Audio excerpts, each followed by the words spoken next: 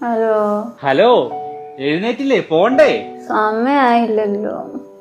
ഉറങ്ങാൻ സമ്മതിക്കത്തില്ല കാല്. ഓ പിന്നെ, എന്റെ പുതിയ ബ്ലാക്ക് ഷർട്ട് എങ്ങനെയുണ്ട്? ആ കൊള്ളാം. ഞാൻ ഒന്ന് ഉറങ്ങട്ടെ, നീ പോ. ഓ ശരി, ഗുഡ് നൈറ്റ്. ആ ഗുഡ് നൈറ്റ്, ഗുഡ് നൈറ്റ്.